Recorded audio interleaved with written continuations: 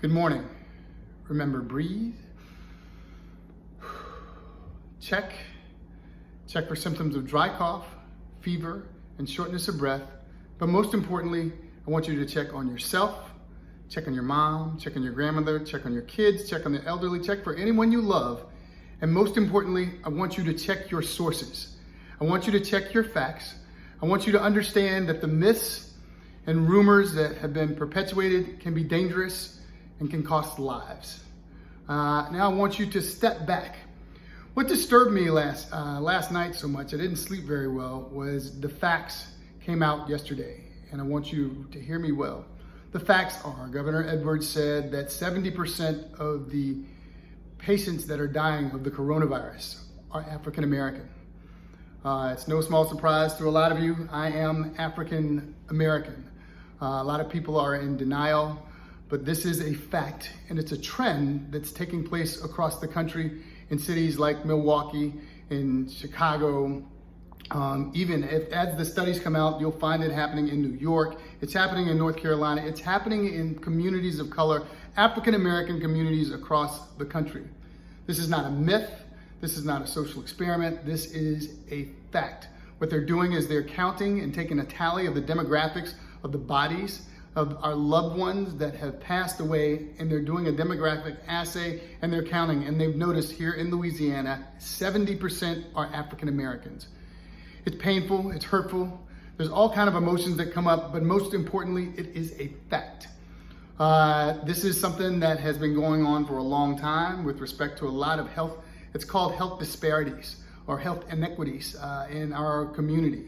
A lot of us can't afford to go to the doctor for health care. A lot of us can't afford to take the time to try to truly understand and live in the lane that I'm trying to live in, is of health literacy.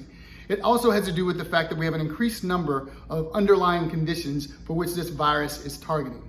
Underlying conditions, underlying is defined up top. There's an amazing video by Science Insider that I posted that explained, people want to know if the culprits are hypertension, diabetes, obesity, and asthma. How do they affect my vulnerability for this disease? Diabetes, too much sugar circulating in your bloodstream with diabetes, particularly uncontrolled, weakens your immune system. This disease is a disease of the respiratory system. If there's less oxygen circulating around in your blood, the heart has to work harder and harder and harder. Thus, hypertension, uncontrolled hypertension, anything that can exploit the damage or cause more damage to the heart causes it to work harder and can cause you to stop, giving you chest pain, shortness of breath. Asthma, this is a virus that is targeting the lungs, the respiratory system. Anything you do, including smoking, African American men, African American in particular, you know it's coming for you. So if you smoke, stop smoking. Asthma is the disease of the respiratory system. It's the same thing. Anything that works structurally against your lungs to help deprive you of oxygen makes you more of a culprit. Obesity, by carrying around extra weight, you're decreasing your lung capacity, which means you have decreased number of cells as a reserve to help you breathe as you fight this disease. We need to exercise. We need to diet. We need to lose weight. You have 90 to 120 days to get it together, get checked, get fit, get moving. This disease has no racial bias. It has no gender bias, no political bias. What does have a bias is how well we are able to take care of ourselves. Take your medications, monitor your blood pressure, monitor your blood sugars, exercise, eat healthy, get checked, get fit, get moving, to give yourself the best opportunity and a shot to live and survive so we can do this. I've attached an article about African Americans and this virus. I've attached a beautiful, excellent description that goes further into the explanation I did by Science Insider. Please, please, please take this as a call to action. Any group out there that is specifically targeted, regardless of your race, I want you to know this virus is coming for you, but we're gonna fight.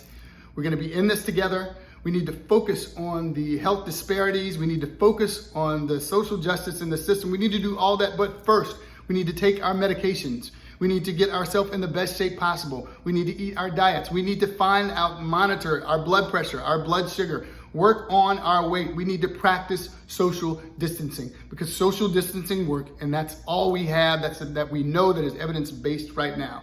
So with that, I want you to take a step back. I want everybody to breathe, check, step back. That's why I'm here, to answer any questions and to help out. I hope this helps. Read those articles. Don't forget to use the self-checker because it's a tool we have. Remember, we got this, but if you know, like we as African Americans now know that this disease is coming, take care of yourself, fight, check on your families, breathe, check, step back. Now let's go back and do this because we got this.